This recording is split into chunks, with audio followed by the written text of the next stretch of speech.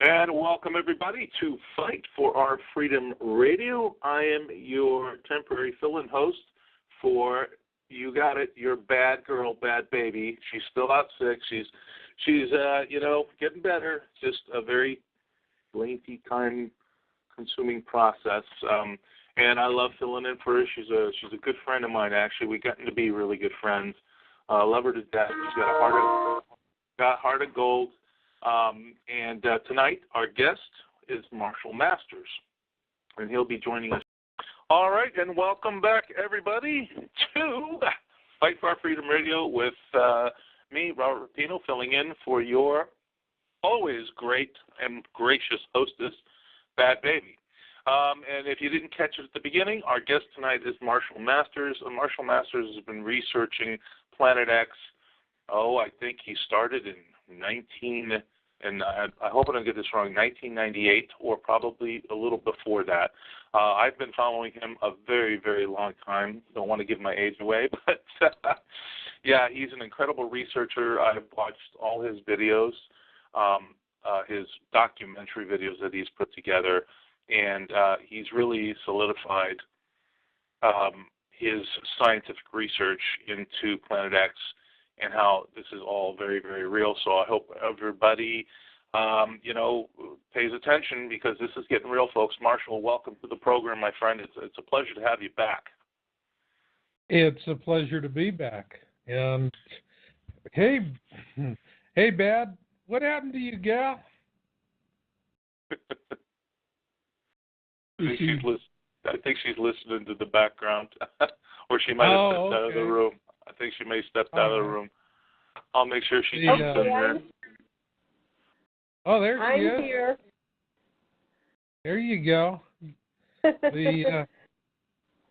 So you just you've been having a rough time of it lately, as I understand. What's happening? Well, I had an infection and some surgery, and it's just been a long recovery, And today I'm not well because, I don't know, CMEs, I guess. I'm not really that well today. Well, the planet isn't, and that's for sure. Boy, you got that right. And Marshall, I kind of said before, we got onto, before we started the show, I said I'd like you to just start with what you think is the most salient point to start with. I mean, we're just seeing the weather, without a doubt, is getting crazier by the second. So on that note, where do you want to take this to, Marshall? Well, for me, I'm always a big picture guy. I'm always looking for the trends and to try and get the broad brush on it. And I have been watching what's going on. We have 3 active hurricanes in the Atlantic Basin at one time: Jose, Irma, and Katia. After what, like 12, 13 years, nothing? That's exactly right, Marshall. Yeah, all of a sudden now, hello, welcome to the party. What's different? And when we're looking at Irma, the factors that I'm looking for, because the most destructive part of the hurricane is the eye wall. And it's not shrinking, it expands. Right now, they're putting the track that it's going to go up western Florida, but that there are storm surges all along south end. Miami is still going to be hammered with storm surges.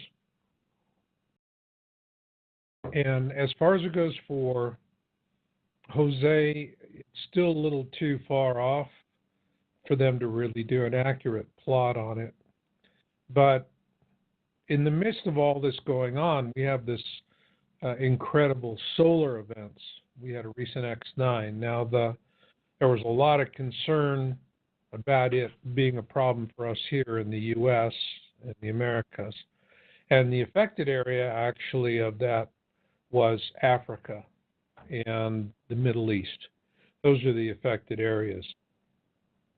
But on the other hand, that's not to say what happens there doesn't wind up being of impact all around the globe. And we're getting, the sun is, we're having this steady increase in solar luminance. Right. And this is what I first determined. Now, actually, back in 1998 is when I actually started with trying to understand what was causing global warming. Now, for those people that would say, well, that's a conspiracy theory or whatever, it's, get your head out of your tuchus, okay? 50% of the corals on the planet are dead from bleaching. And while it can happen from many different things, the 800-pound gorilla is increasing water temperatures. And what fuels hurricanes? Warm water. And we have water that's very warm now. Warm enough to kill coral, warm enough to feed hurricanes. So if you're saying there's no such thing as global warming, then you have an agenda. But that's not what's happening to the planet. And this is something that's been tracking for a very, very long time. And when we published our findings in 1999, what we did was we said that the major cause of global warming was not man-made, although that is really making it much worse.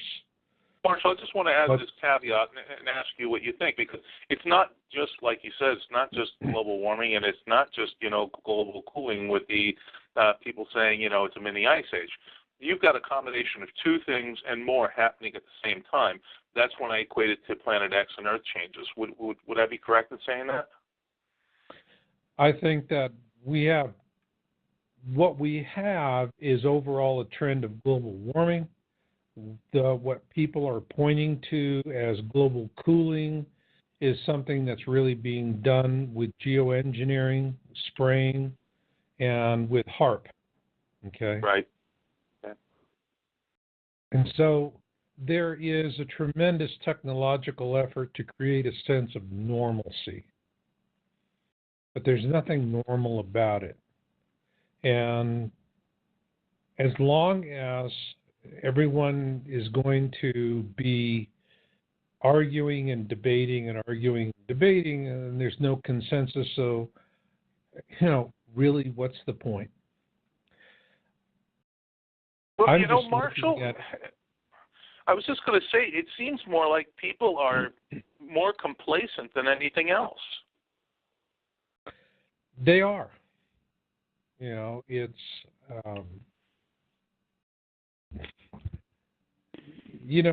interesting. You watch a nature movie and a predator gets close to a herd of gazelles and they spook, and what do? Do they, usually they just move far enough away to stay out of danger. And, they just don't go bolt out and find someplace new.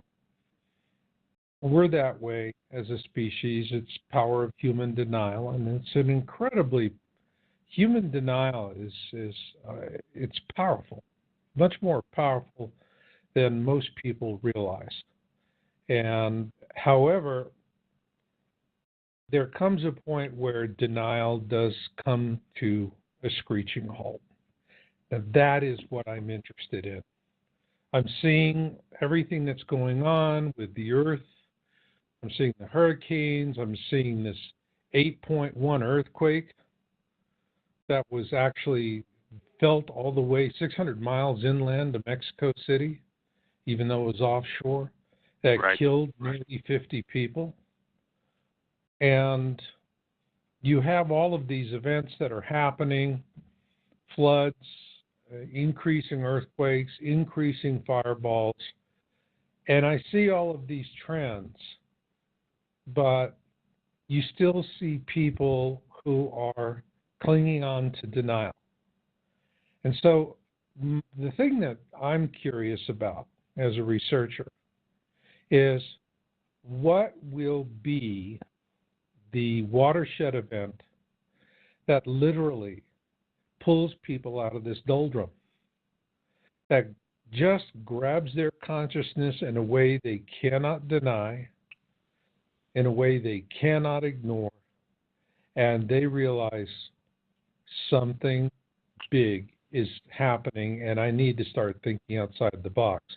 Now, the reason why I'm saying that is I've seen this happen before.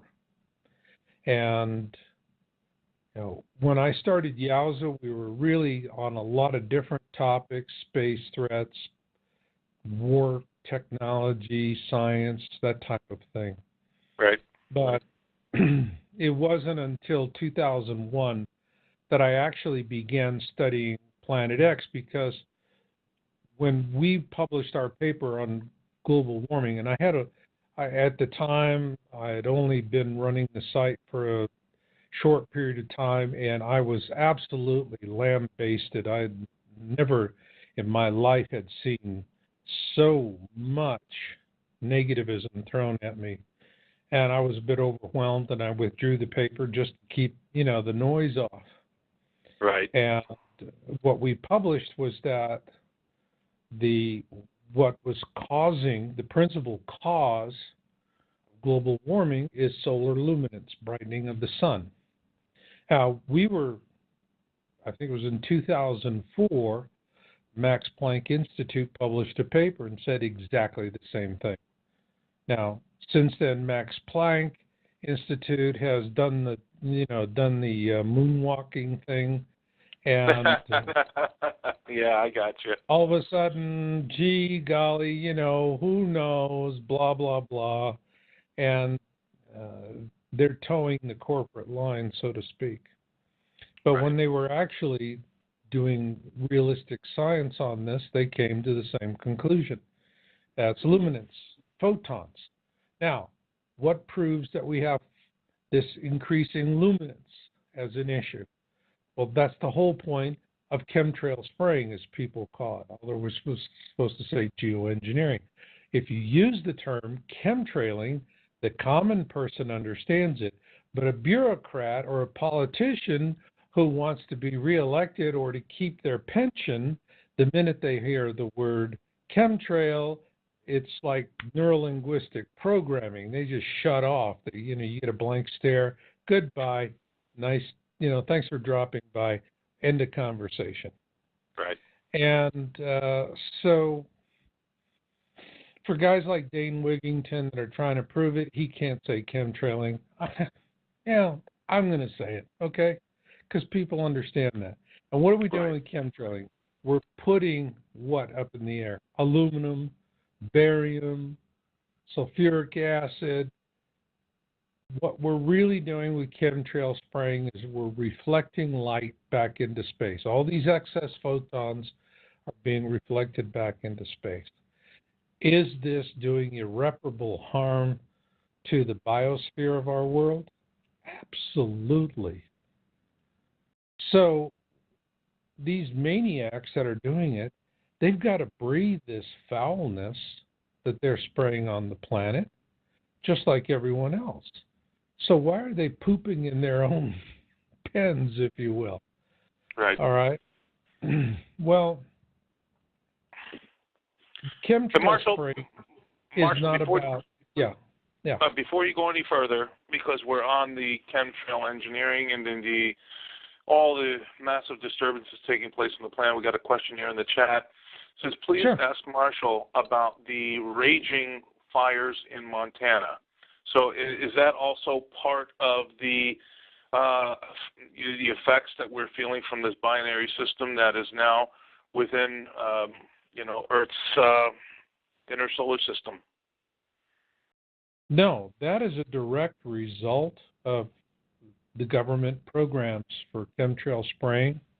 They're putting dissectants in the air. What they're doing is that they're stealing water from the west so that they can move it to the east, because that's where the main power center of the country is in the east, not in the west. And what they want to do is make sure that things seem normal. I'm looking, for example, at the new storm track, and when you look at where that new storm track is going right now, it seems like the storm is Irma's being pushed where it's going to dump a huge amount of water on the eastern U.S. You think as much as Harvey did in Houston? Oh, man, this is much more. This is much bigger than Harvey. This is much, much bigger than Harvey. And so with regards to Montana, I have a friend up there, and she lives up northwest of Eureka, and they have the fires out there. And the fires literally were just jumping from ridge line to ridge line to ridge line, just like falling dominoes. Sheriffs came out, said, you have to evacuate. And the next day, the fire jumped to the ridge line to right behind her house, came down into a beautiful little valley there in Katuni. And she sent me a picture of it, and where her wonderful little ranch house and barn and whatnot had all been was a moonscape. I mean, absolute moonscape. Wow. Total, utter devastation. And why is all this dry? Because, again, they're moving the moisture. So Planet X isn't doing it. But so why are they doing it? Well, because it's political control. They want to keep people from waking up.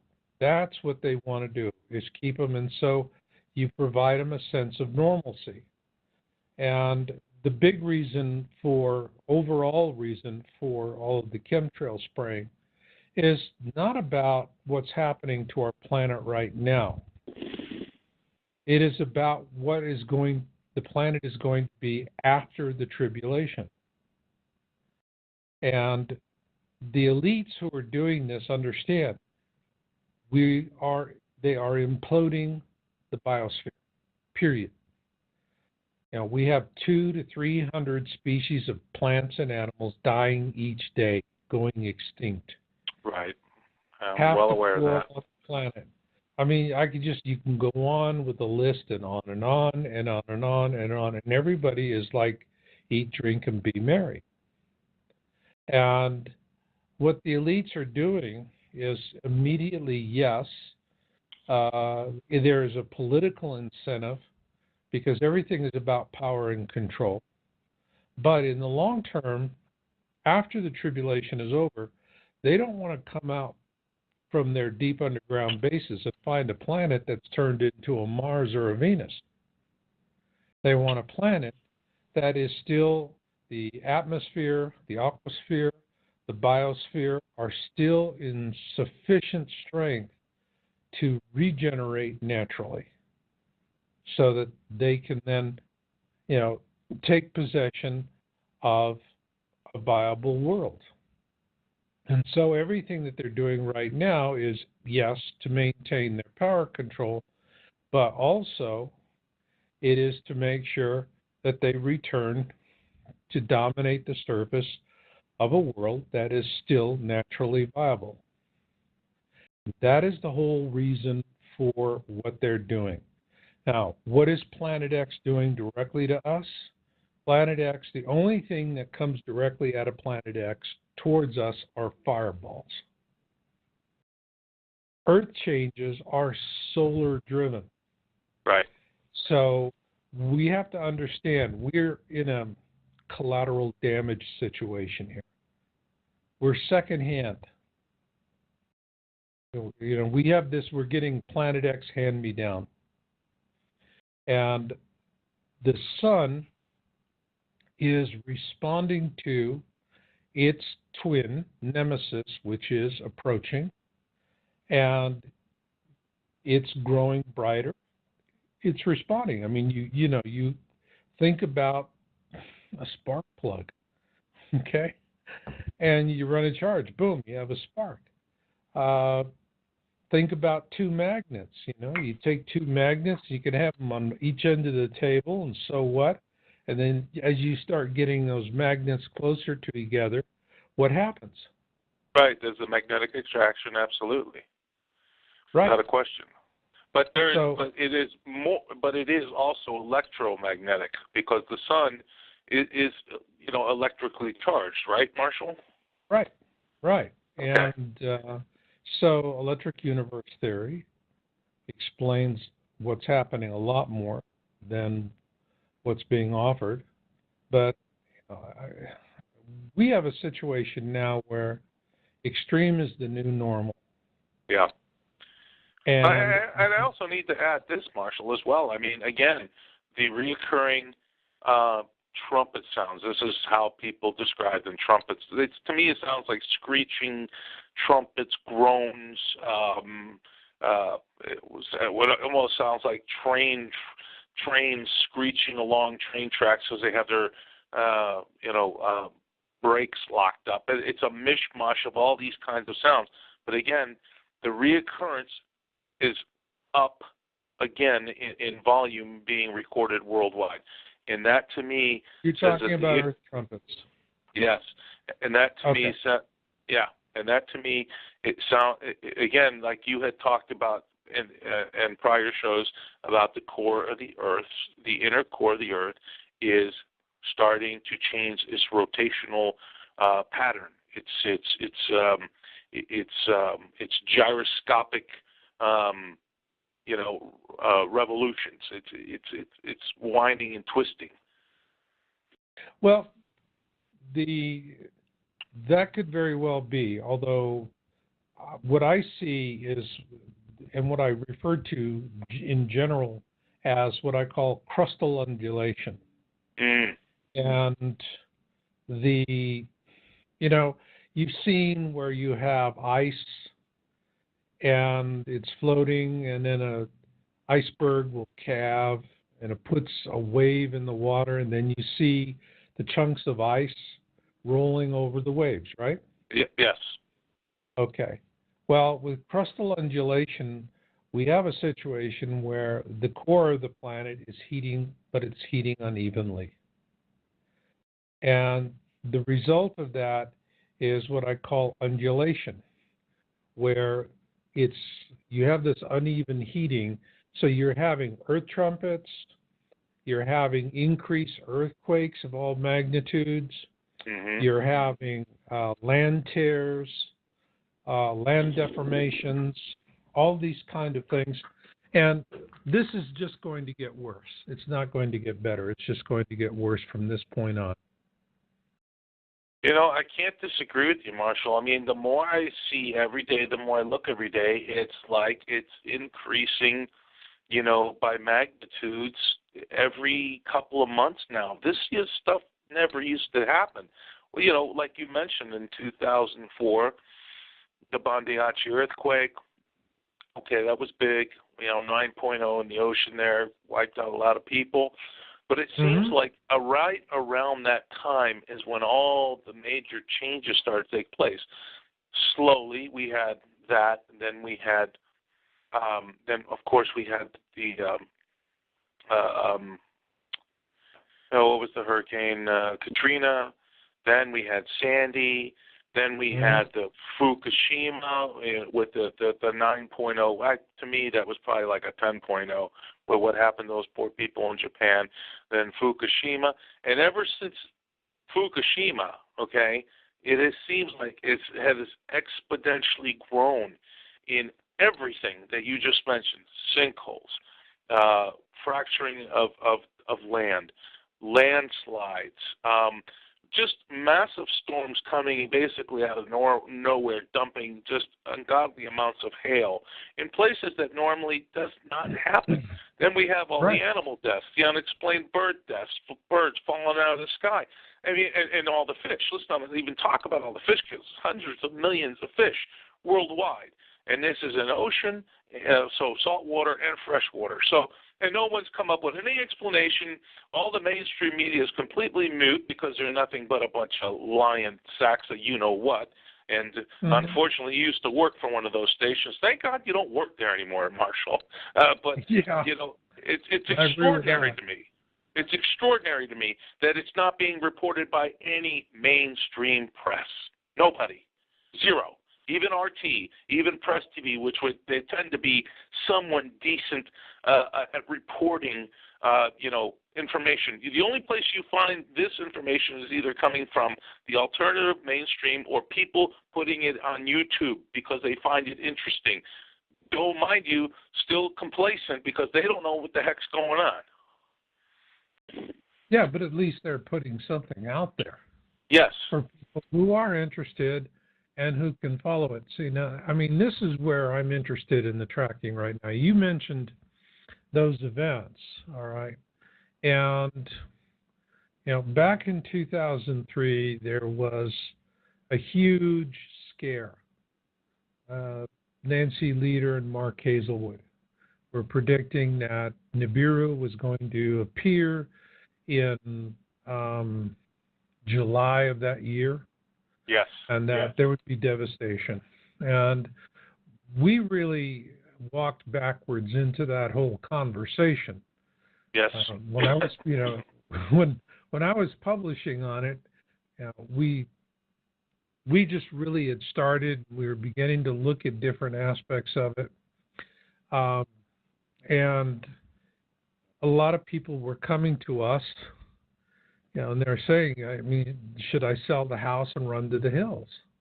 And we were just telling everybody, no, we do not see any science that backs this claim. We're not, you're supposed to be seeing things happening, kind of things that we're seeing today. All right? That's what we were saying in 2003. Nancy Lieder was scaring the snot out of everybody, and Mark Hazelwood even worse with his book Blindsided. So we started call him Hazelnut. And I'm sorry. And they created this horrible non-event scare. And Hazelnut, that was it. He was a one-trick pony, and he was toast. And he's never been able to get back on his feet from that. Lieder surprised me. She did. I thought Lieder was going to really fall on her sword with that. But I think what saved Nancy Lieder was that she really has a sense of integrity about her work. You may not agree with her. You may not like her. But she stuck to her guns. And that kept a cadre of people around her who were devoted to a discussion of the topic because they had no place else really to go. What saved Nancy from falling on her sword was the people she attracted to her. They were doing really brilliant, amazing work. And over the years, I mean, I've had a lot of people direct me to something one of her acolytes is doing. And, quite often there's some really, really good stuff there. I mean, with Nancy, I'm throwing buckets of salt over my shoulder. But I got you.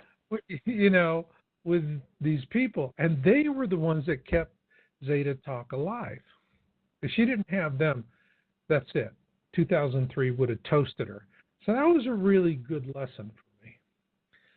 However, what happened with 2003 was Nancy really toasted the topic of Planet X. In August, we published an article titled, "Is It Time to Revisit Planet X?"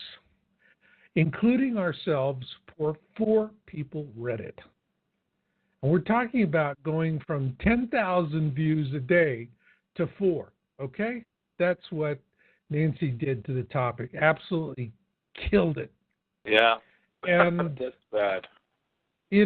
For me at the time, I looked at it like a blessing because we didn't have all this noise to deal with, all of these people hysterical asking us questions, and we could just quietly do our research, which we kept doing. Nothing, we didn't see anything that told us to turn away.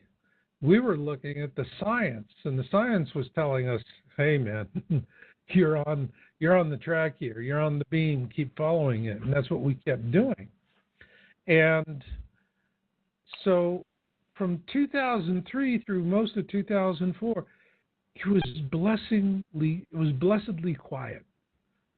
I look back on that as one of the most beautiful times of my Planet X research. Honestly, you know, I can understand that. I really can. I wasn't getting all of the, I wasn't getting idiotic, emails and letters and stuff like that. It was just quiet. Quiet is nice. And sounds like you had a nice vacation that year, Marshall. It was a beautiful vacation. It was another beautiful vacation. And then I think it was Sumatra superquake and tsunami was 2004. Yeah. That was devastating. 250,000 people died a day. I mean, it just boggles the mind. And then that was something that really shocked everyone. But when Katrina happened, what I saw was a 2-barrel shotgun effect. Yeah. It has to be a 1-2 punch. Pow-pow. All right? And so it was Sumatra Katrina. Pow-pow. And when that happened, people started revisiting Planet X as a topic. Because, not necessarily that they were interested in Planet X, it was because they're looking at this and they're going, what's wrong with this picture? And they started looking outside the box. So people don't necessarily come directly nonstop to Planet X. The first thing they're doing is they're going, what's wrong with this picture? What am I really seeing here? And the minute they start thinking outside the box, then they find all of the usual conspiracy theories and they just weed their way through that. It's noise. But a lot of them then come around, and all of a sudden, that's when it started picking up. And after Katrina, with Haiti, Haiti was the next. Yep. That was the next major one. And so you had Sumatra, Katrina, Haiti, and in boom, boom, boom like that. And then after that, the audience numbers really started generating.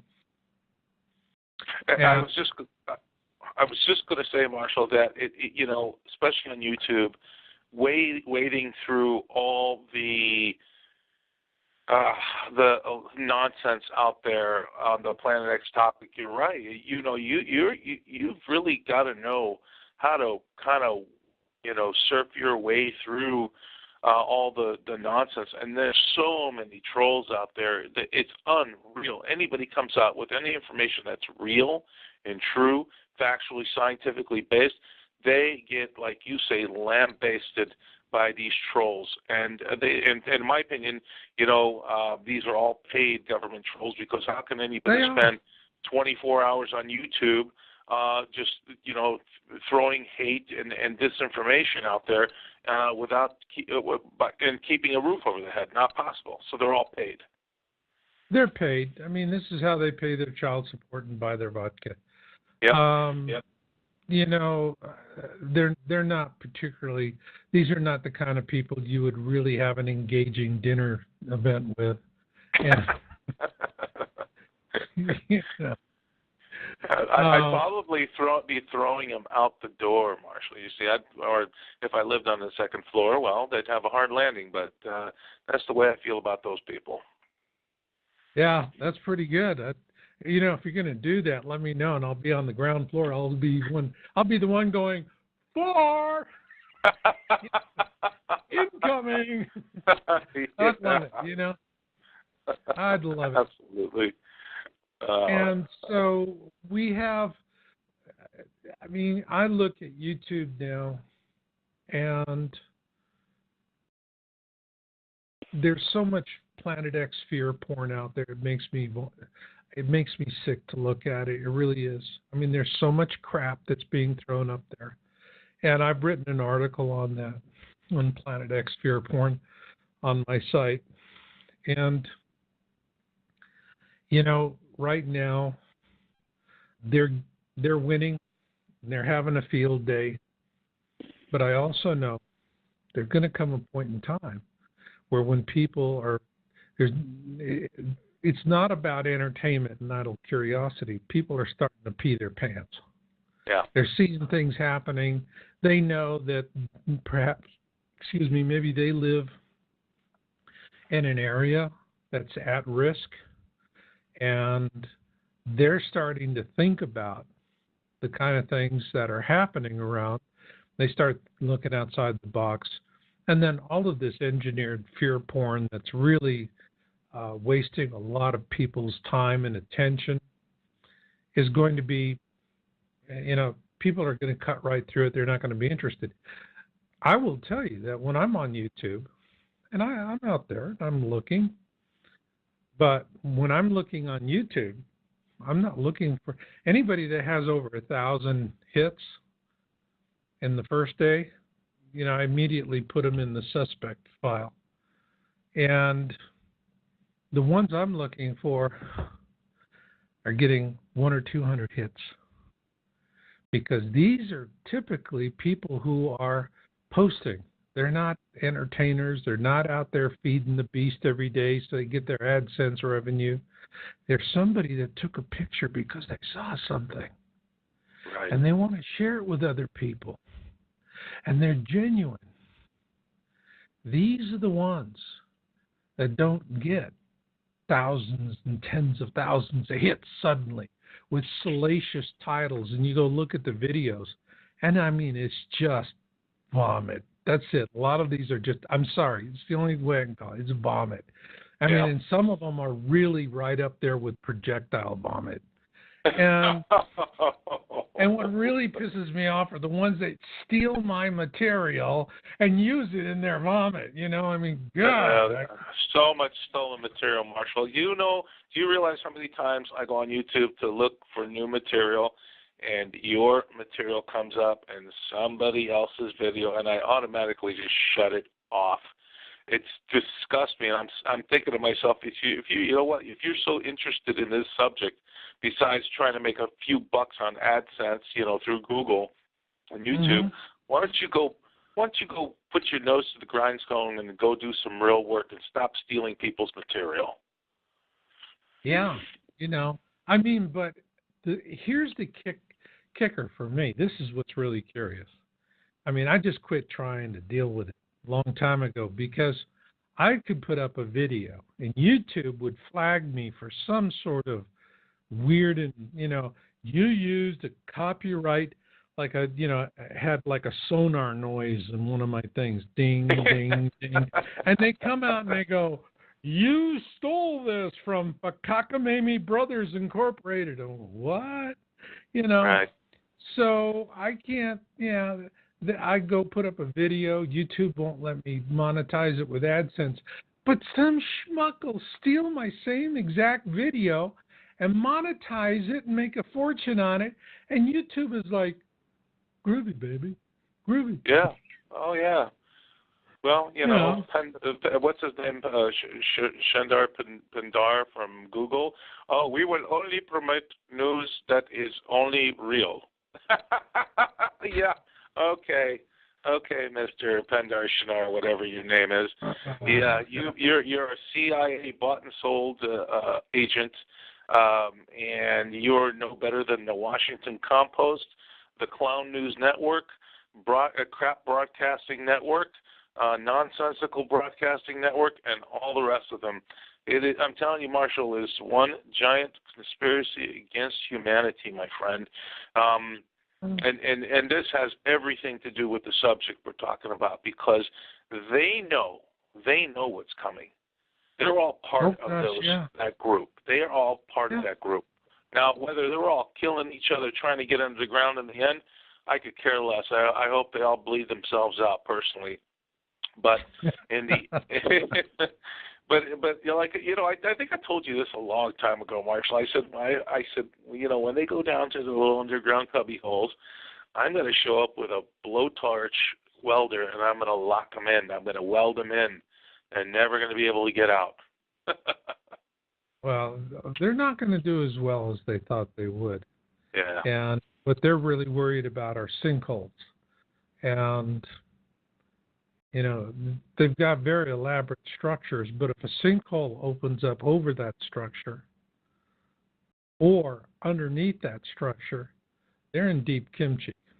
Absolutely. And so that's the reason why the one thing they didn't factor into their plans when they started building their shelters half a century ago was that this was the one thing they didn't factor in. So they're not going to do as well as they wanted. But again, for me, my fascination keeps going back to awareness.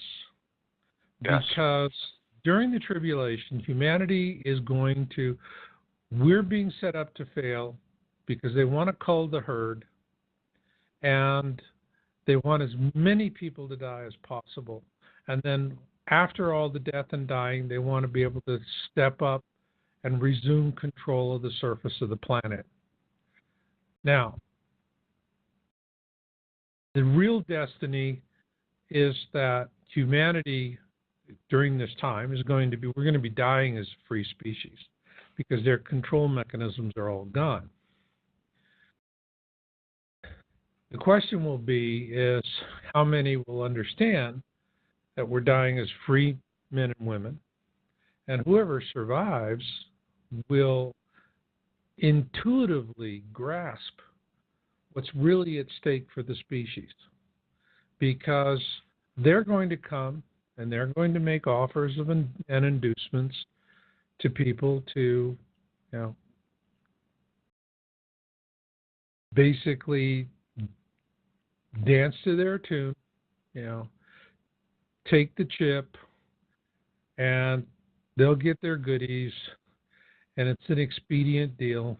And they're counting on enough people that are going to say, well, bad deal is better than no deal, and we'll figure out how to, worm our way out, except there's no small print for worming your way out. This is going to be it. It's going to be a lockdown.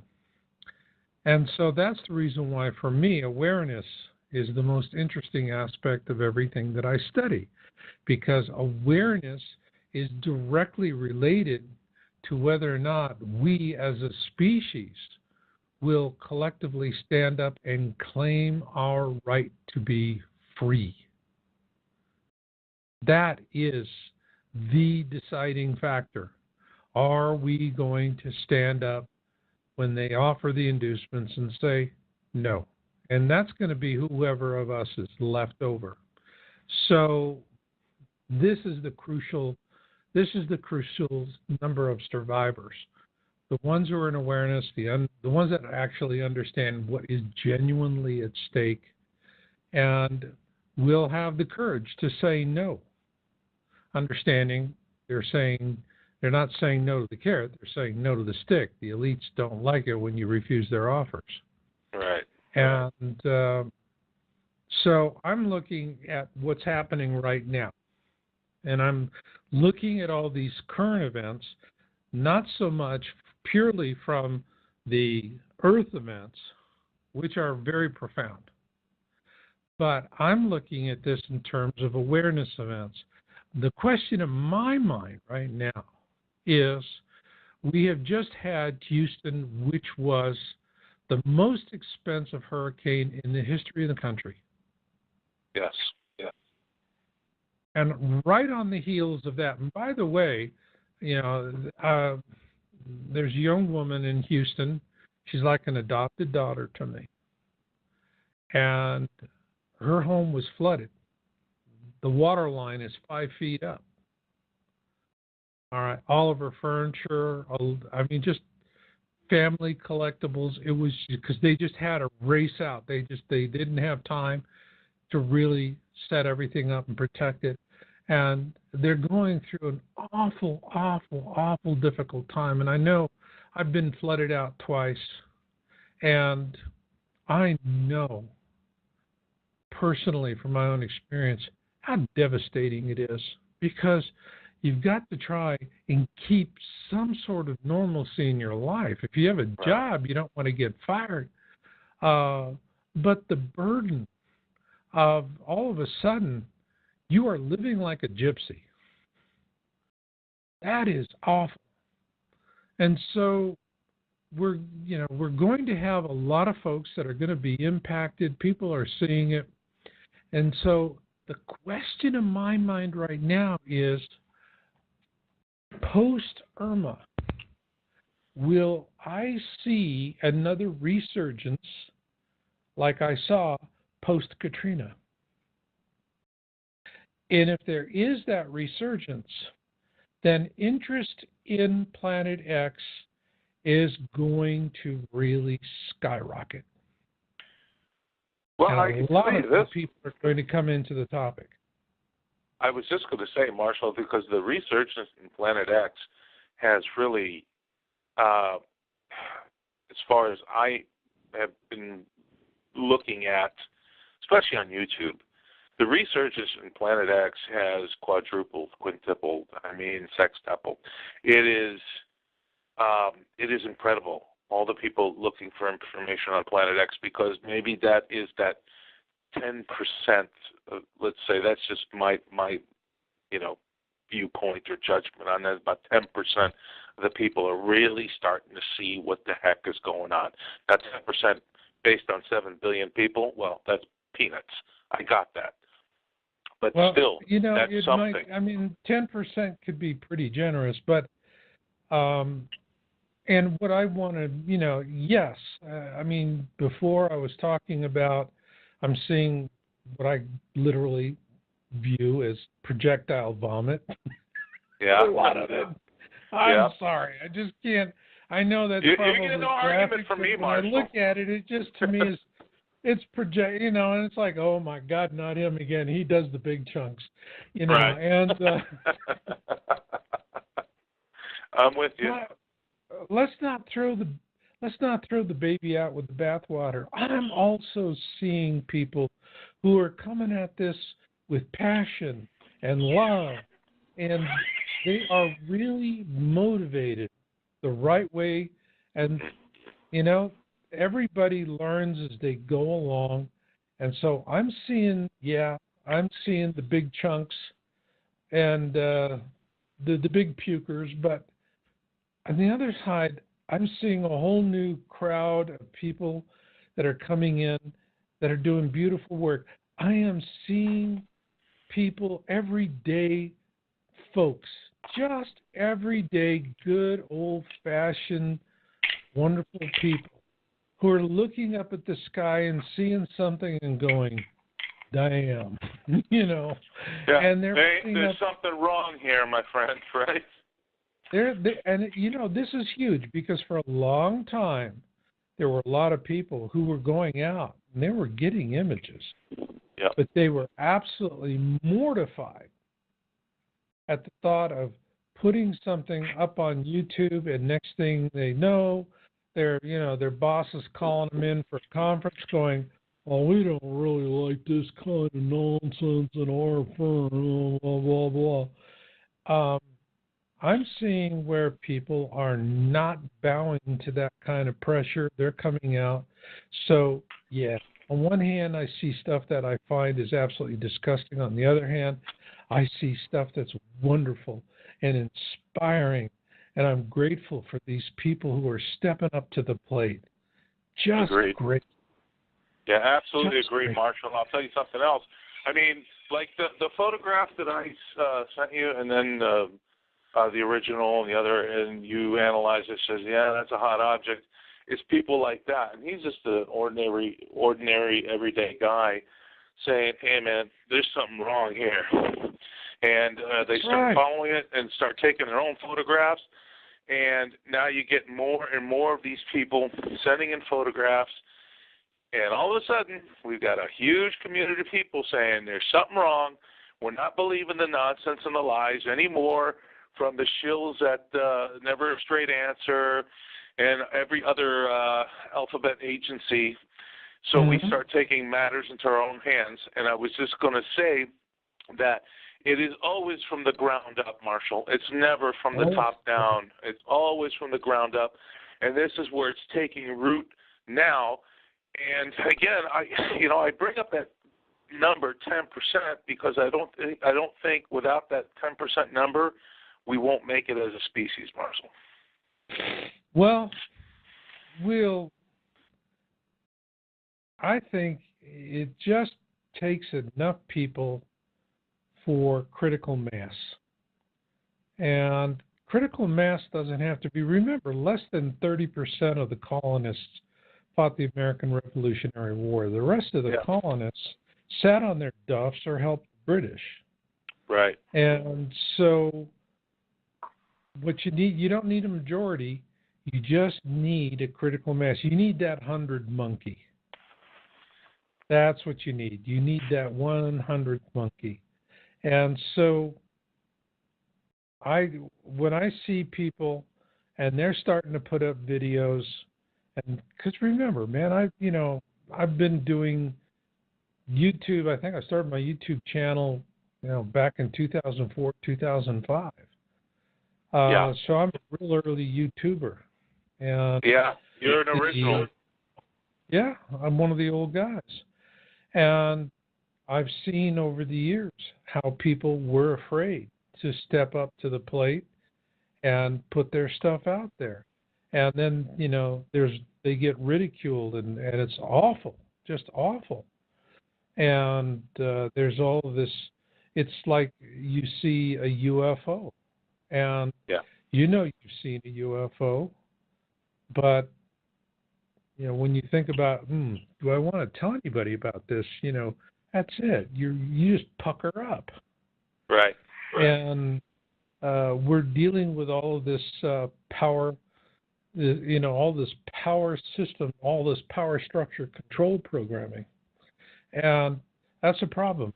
So, again, for me, I'm really interested in that. Watching the Earth changes, seeing that. I'm more interested in seeing who's reporting these kind of things, who's taking notice of these kind of things. To me, a bellwether is like InfoWars. Yes. Okay. Yeah. And I remember for a long time, he was just absolutely Mr. Negative on the topic of Planet X. Then all of a sudden, one day, boom, he's with it. I don't know where he's going with it now. I think he's probably sidestepped it somewhat because his audience is not ready for it, and he doesn't want to. He doesn't want to expend the political juice. Maybe, but that Bob Fletcher interview he did was fantastic. Opens people's eyes up to that, and I think he should have. I think he should have you on the show because Alex would open his eyes up even a little more. Bob's kind of follow the money trail. You're on a different, you're on a different road with the whole thing. But it certainly would help the audience. He's got a massive audience. Would help open their eyes. No question about it, Marshall. Well, I wouldn't, I'd be happy to go on and talk. My mission is public education. And so when I get an opportunity to get out and talk, that's important to him. I really view it as a new audience. With a show like yours, and as I see it, it's more where I'm talking to those who've been following this, like you, for a long time. Yeah. And I think that you're the core. There's in politics you always hear when a politician is in trouble, they go back to their core. They go back to the people that really got their campaigns going for them. And so when I come and I talk on your show, I really feel like it's a good way to connect to core, and we can talk about things in a little more latitude than I would if I were talking to a newbie audience. Yeah, of course, Marshall. We always hit the deeper points of everything. We haven't even gotten to the deepest part of this, which is the actual aftermath, because it's, people think, I hate to say this, but, they watch the movie, let's say 2012 or Knowing or Deep Impact, and, it's a one-time event and it's over. And then, 5 hours later, the next day, we're all singing Kumbaya and rebuilding. No. Look at the amount of years, and because I listen carefully to what people say, especially people of knowledge like yourself. Look at how many years it has taken. Let's go to 2003 to 2017. The uptick in everything that has taken place, the increasing events in everything, and now we're starting to reach that pinnacle. Well, if it took that many years to get where we are, then we have the next event upward, which could be the one which I believe is going to be that maybe 10 degree shift. Anything more than that, 10, 12 degrees, it's over. There's nothing left on the planet. But anyway, then there's the downside of that. Well, if 2003 to 2013 is 10 years, and add another 4 to that, that's 17 years. Mm-hmm. Or excuse me, not 17 years. 14 years. Well, what's on the backside of that? And you've said, well, folks, it's a decade's worth of regressing out of this situation. Well, okay, Robert, we're going to go through. We're going to go through a phase. Pardon? We have a call, Marshall. Sure. Let's take it. Hi, how's everybody doing? This is Huggy Bear. My real name is Chris Myers. I'm a widow, and I can't thank you enough, Mr. Masters. I've been following you for years in this lone journey of knowing, and I'm a member of your little church over there. I live over in the East Coast, and I got out. I had to remember behind that I grew up with from the time I was a baby. I tried waking people up everywhere, and nobody's waking up. Nobody. Not right now. Not right now, Huggy. But that's going to change. That's going to change. And you're in awareness. And your role, the reason why you are in awareness is because you made a commitment to Creator before you were ever born. And that you would be been going on all my life. You're right. I as a teenager, I had, I would wake up with a dream that was so surreal. My hair was standing up on my arms, and I visualized the fireballs coming down from the south in a slant, and it was so hot, things were melting. It was really bad. Yeah. And so all of these things that you've been doing have been preparing you. That's for folks at awareness, it's a bit frustrating. It's like, why am I awareness? I can't afford bullets, beans, and bunkers. Why do I know this stuff? And when the time comes, the people who can't afford the bullets, beans, and bunkers are going to find someone like you to be invaluable. And they're going to know the minute they put their eyes on you. Because you've been struggling with this for years. Mm-hmm. And you're going to walk in and you're going to start talking. And when the things that come out of your mouth are going to be very cogent, very pithy. You're going to understand exactly what it goes to. But it will be your demeanor. You're not going to be happy about what's happening, but you're not going to be racing around like a chicken without a head, as will the people around you. And I went out of my way with what little. I'm a widow, and I don't have a ton of money. And I have bought big barrels of water, barrels to keep the water. I have lots of beans and all kinds of canned goods and bottled water and medical equipment. And I've did on this on a shoestring for over several years now. People have robbed me, and I'm going to get ready and get more, the best that I can, So I want to be ready for children and women, anybody that will be in shock, Yeah. And it's really bad walking around knowing, and I see things. I can look up and see things, and nobody's even noticed that, much less chemtrails or nothing. Yeah, you're Well, right. they're doing that, but don't let it get you down. Don't let it get you down. There's going to come a point where people are they're going to need help. The ones that you're going to be able to help the most are the ones that when all of this starts to really cut loose, they're the ones that are going to get on their knees and pray to God for help. Those are the ones you're going to be able to help. So when you're saying your prayers, just throw in, hey, Big G, when the time comes, people are asking you for help, send them my way. I'll do what I can for them. And because that's really your role. That's what you're going to be doing. And you're preparing, you're doing what you can. You are learning through experience how to do that. You're learning that it gives you a sense of confidence and hope for the future to do what you're doing. There's no real way to know that everything that you have, you're going to go into it. Whatever supplies that you have are going to last for a certain amount of time, and they're only going to be a bridge. I mean, we're talking about an event that's going to last a decade.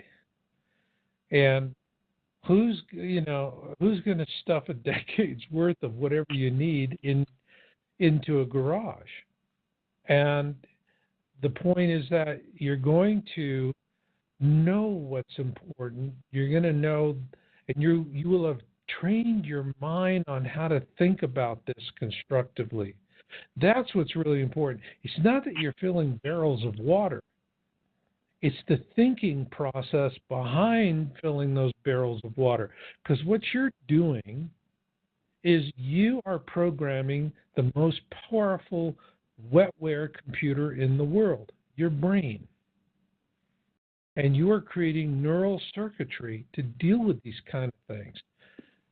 Stop and think about awareness and how far you have come in your life in the process of everything that you're doing. Think about how far you've come and how long did it take you to do it. Now imagine what is it going to be like for the people who are all of a sudden having to deal with the reality that life as they know it is coming to an end. There's no more Walmart. There's no more cell phones. That's it. It's musical chairs, and when the music stops, you better plant yourself in the right place or you're dead. And that's what they're going to realize. And they're not going to be at all prepared for that. They're not going to, their wetware computers are going to be like going to the store and you buy a brand new computer and all it's got is an operating system. Turn it on, blink, blink, blink, blink, blink. You know what you got? You got a $2,000 solitaire box, okay? Good point, Marshall. That's all you got is you got to start going, oh, I want this word processor, and I want this, and I want that, and I'm going to load this, and I'm going to load that, and I'm going to do this thing. And next thing you know, you start building all these applications in your computer. And you don't realize it. I've got Windows applications that are 15 years old. I keep a lot of this stuff. I have, for editing my show, cut to the chase, I still use the same software I bought 2004 to do it because I haven't found anything better, to be honest. Hey, Marshall, right? If it ain't broke, don't fix it. If it ain't broke, don't fix it. So you're going through that. Don't be discouraged. I know how easy it is to be discouraged, but it's what you're learning. It's what you're programming. For myself, I set goals in my preparation this year was radios and sidearms. All right? And I've done a tremendous amount of research looking into it. The effort of going out, getting the various different radios, there I am. I got my 2-meter rig, and I got my single sideband CB, and I got my HF and my packet radio and my handheld, and I've got all this stuff. And it's learning about it, making the choices, gathering it, acquiring it, and then making it work and going through that whole process. That is invaluable. That's invaluable. So everything that you're doing is, don't look at it as one step forward and 2 steps back. You're taking 2 steps forward every time. There is no 1 step backward. Because planning. I'm trying to look at it as if I'd rather have what I don't need when that time comes than to not have what I might need. And I'm actually thinking, Mr. Marshalls, of everyone else, like, and you've been, I want to thank you. You've been a really, you've really been you've been great out here. Thank you. Well, Huggy Bear, I wanted to throw something in there that you also have to remember from my side of this and my contact experiences. My friends told me the reason there are so many extraterrestrial entities around right now, and there's not, believe me, there are many. They're here to witness this event, but they're also here to help us. Because once this takes place, my friends specifically told me, we will be there to help where the help is needed the most. And they also emphasize, we will pick the wheat from the chaff. Well, what does that mean? It simply means that the darker entities who have helped cause chaos and turmoil and disruption in our lives will not be getting any help. But all the people who have been trying to help everybody else awaken and, realize what's going on and become a larger community, well, they're the ones who are going to get the help. So always keep that in mind, that one of the reasons that these entities are here, there are multiple, but those are one of the reasons. I'm glad you brought that up. Back last year, 3 days in a row, I was out in the backyard and something came to me. I knew it didn't. It was trying to contact me, but I couldn't see it. And I went in and I kept saying out loud, "I didn't see you. I didn't hear you. Please come back." The next day, it did, and it let me see it briefly. It was mid-flight, and it was coming down extremely fast, like a torpedo. It stopped right above my forehead. It was very large, and it shared its consciousness with me. That's how it communicated with me. It was so immense, it was not of this world. And its message was it was clear. It was love and kindness. You would go to your knees and cry had it happened to you. It was that immense. And the next day it came by briefly to let me just tell me that it was of male and female. And I believe it did that, so I'd research. And the only thing I can come up with is this is the Creator's messenger, like a cherub, seraphim kind of thing. And it really did. It was mesmerizing. And I know what you mean. Believe me, I know what you mean. Yes, I do. So don't fear, like Marshall said. There's nothing to fear. Just help awaken people. You know what? I've tried. Nobody. I know. But you know what you do? All you do, Huggy Bear, is this. You give them the info and move on. If they accept it, they accept it. If they don't, if they do, they do. That's all you do. I can't even get family to even look at videos that I've personally taken, pictures, of fireballs. I know there's debris already coming down, and I threw one out on YouTube, and a scientist overseas asked if he could communicate with me. I gave him my number. He called me last year, and he spoke with me, and he said that they're monitoring all over the world, and he told me that what's coming, he said, there's nothing that anyone can do. Nothing. Well, he is right, absolutely right. That's exactly right. So what can we do, like Marshall said? What's he monitoring? What exactly is he monitoring? He and others around the world are monitoring the fire, any debris coming in, and meteors and fireballs. And you can report it. He's got a website where you can go over there, and people from all over the world are showing where it's coming down, what direction. I can't think of the name of it now. Lunar or something or another. He was a very nice gentleman. He also said that he left the country here, but when he does have to come back now and then, he said it has gotten super strange here. Yeah. Mhm. Yeah. Yeah. Well, I'm monitoring. We've been tracking fireballs, particularly fireballs, Mhm. and um, the increase is just steady, and it has been, from December 21, 2012, literally from December 21, 2012, boom, that's when the statistical trend for fireballs just started skyrocketing. And it's not slowing down. It keeps going and going and going and going and going. And Yeah, it's amazing. I drive but down the highway and I will see, like up in Asheville when I was living there, I could see them coming down. I know the difference between the lines coming down and the chemtrail lines. And it's just sadly amazing how many people they just think that's the sky. Well, know that is the fifth Bach tune of the Mayan calendar. That's it. Boom. Wow. December 21st, 2012. Now, if I remember correctly, Marshall, when National Geographic came to you, it said December 21st, 2012. What are you going to be doing? It says, I'll be doing the same thing I always do, having a cup of coffee in the morning.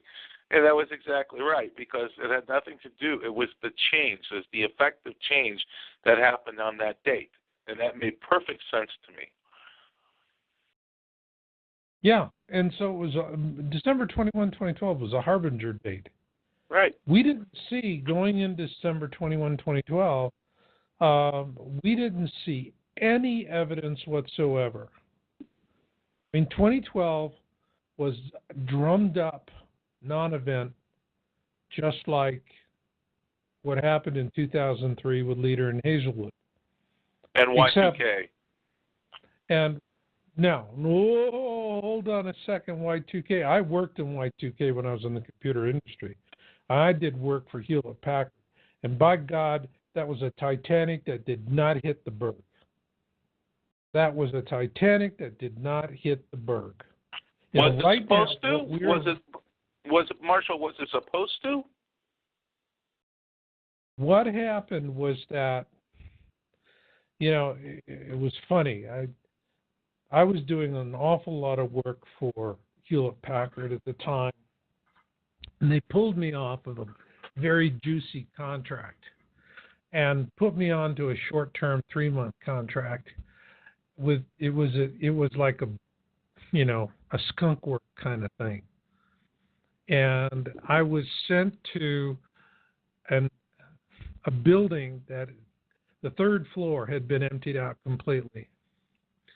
And I came up with the elevator, and there were just a few manned cubicles near the elevator. And that was it for that entire. You could have put 50 engineers or more up there.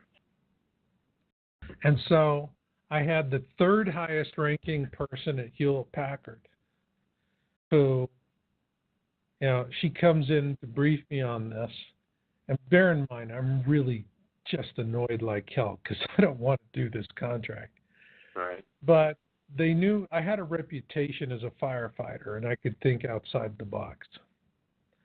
And we sit down, and she gives me this briefing.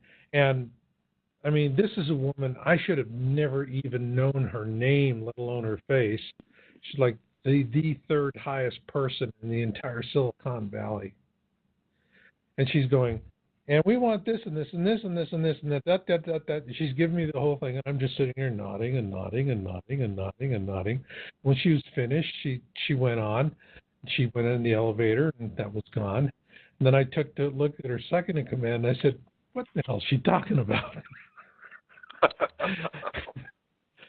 And he said, look, here's the problem that we have. We have all these MIS directors that know they need to be Y2K ready, and they can't get the funding to buy parallel systems to do their development work. And because the guys that have the checkbooks can barely use Excel, let alone a word processor.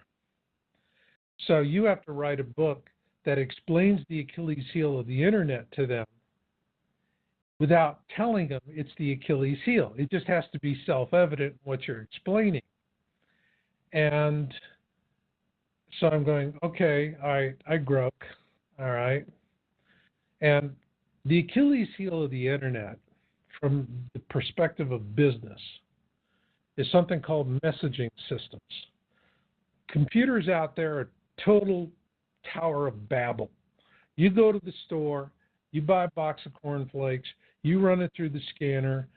That computer in the register talks to the back office. The back office talks to a regional office. It talks to another office. By the time you get home and shove a spoon of cornflakes in your mouth, a dozen computer systems have had an automated conversation about your purchase so that Kellogg's knows to replace inventory in that store so it doesn't lose its shelf position. This is called just-in-time. Right. Supply chain management. This is what's scaring everybody right now. This is the reason why stores are running out of everything, is supply chain management.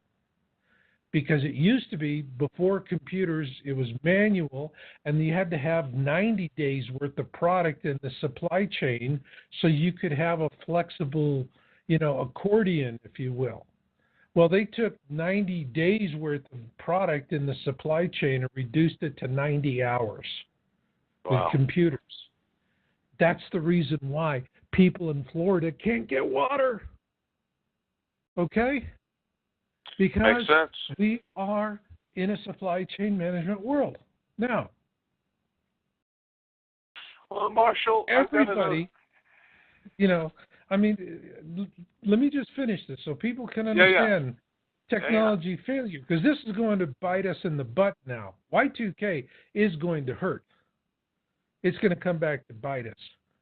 And the problem for the computers was that messaging systems, you have dissimilar computers, operating systems, programs, but a messaging system is, it's like a Star Trek universal translator. Okay? Where people take a pill and all of a sudden they're speaking in another language. That's what it does. And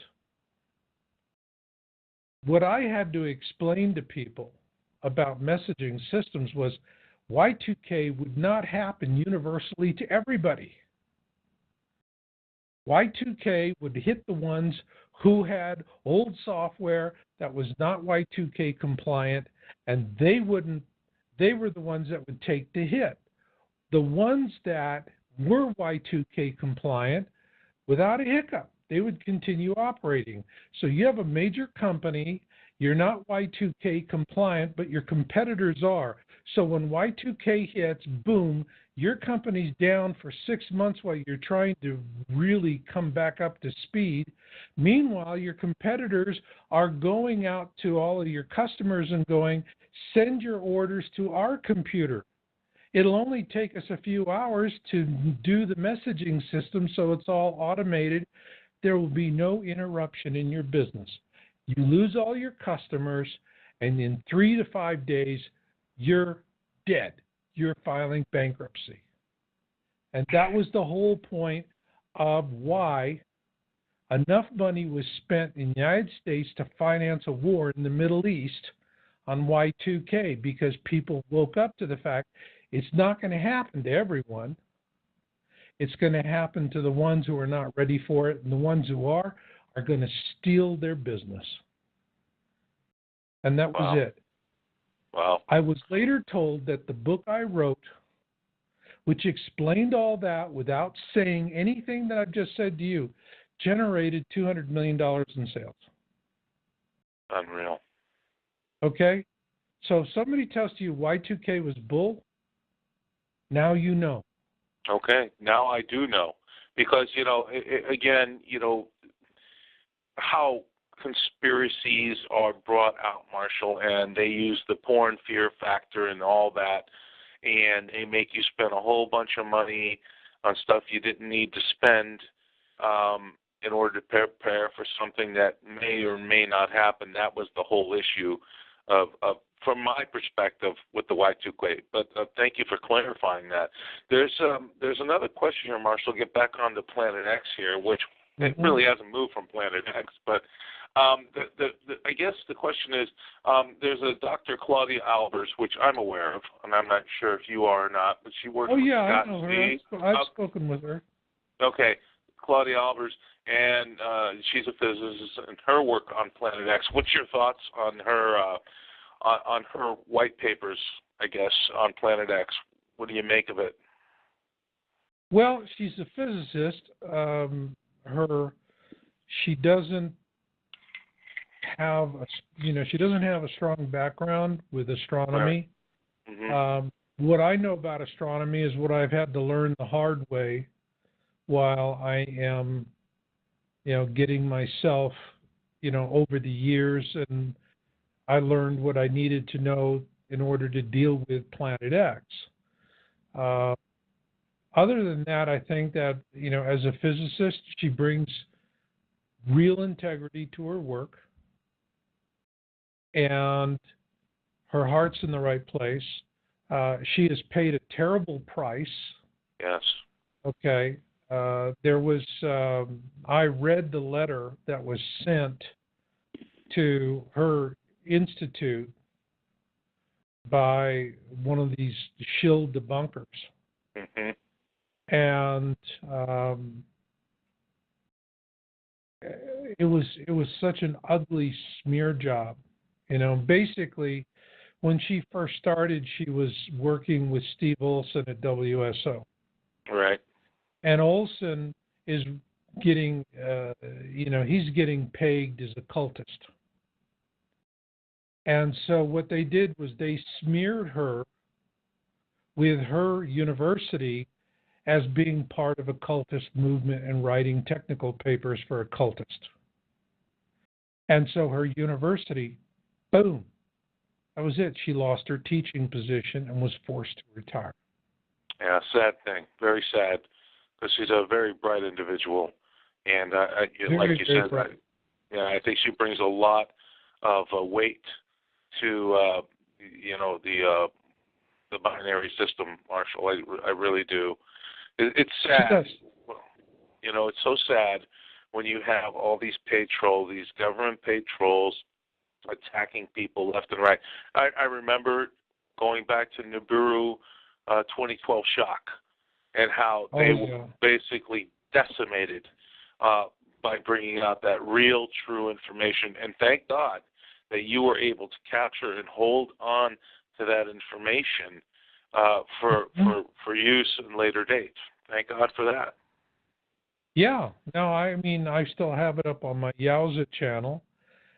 And I was fortunate enough to have an email exchange through YouTube with the real Nibiru shock. What people have to understand is that if you're trying to be anonymous on YouTube, kiss your grits goodbye, okay? Yeah.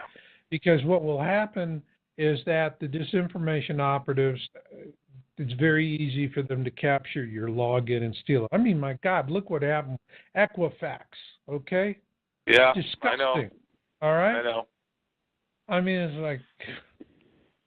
But it was 43 million people, right? 43 million people. I know. Had their information stolen. It just is, it's just sick, all right? Yeah. Well, what they do is they steal your login. Then when they steal your login, they log in, and the first thing they do is change the email address. That's where you're DOA, all right? Then what happens is that they will, and usually they'll go in on the anonymous account, whichever email address was used, and they will hack that account as well so that they can step in and do a verification of shift, email change. Then that's it. You've lost it. Now, if you're running anonymously and you've lost your YouTube channel, you've been hacked, the only way you can recover it is you actually have to come out and identify yourself. which if you're somebody like Nibiru Shock 2012 who had to sign non-disclosure agreements, you have to understand non-disclosure agreements now, when you sign a non-disclosure agreement with the United States government, you waive your constitutional rights. You don't even have the right of representation by counsel. That's it. It's Nazi law. Yep, pure tyranny. Absolutely. Pure tyranny. It's Nazi law. All right? Yeah. So he came out. His stuff was good. There was another DNIR, something like that. And his stuff, I mean, literally, I had someone out of Washington sent me an anonymous email. Never saw that email address before or after that, and just said, you need to go get this now. And I went there and boom, oh my God, downloaded it. All right. And the channel was literally closed within 6 hours after the video was posted. Wow. Now, I've documented those two videos. All right. And with Nibiru Shock 2012, I mean, it was really, in those days, the disinformation operatives were just clumsy oafs. And so what they did was they put up these stupid, clever, self-defeating videos, and then they put up all of this, near porn stuff and, come to striptease center and all that stuff and, the big booby ladies and right. this crazy nonsense. And that's how they do it. So I watched what they did and how they suppress it, how they cover it up. But I got the information. I reported on it.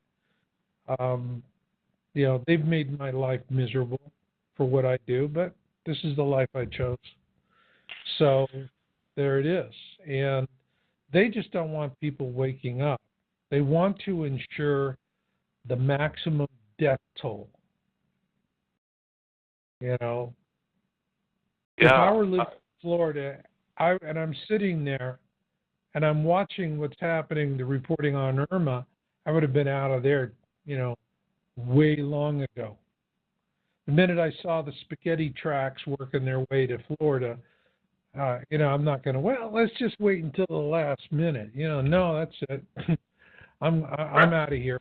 I'm out of here. You know what? Right. They got great packages in Las Vegas. Let's go to Vegas, play the slots while everybody else plays.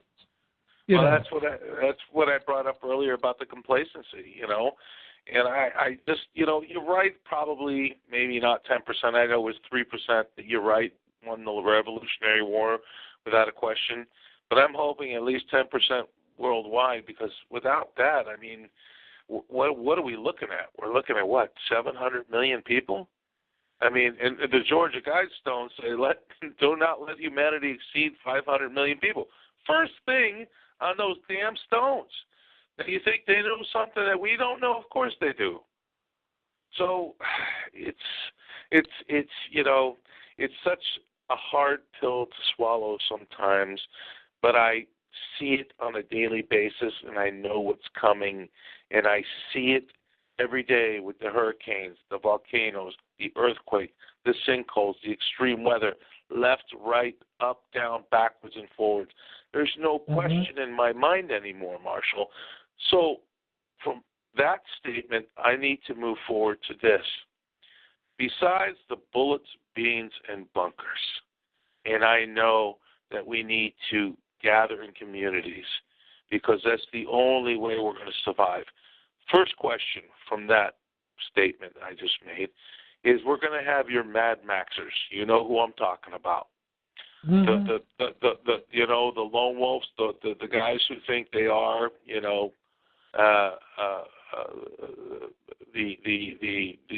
lone survivalists who thinks they are Mad Max. You're going to have all those type of people to deal with first. What is your first and best suggestion on how to avoid all that?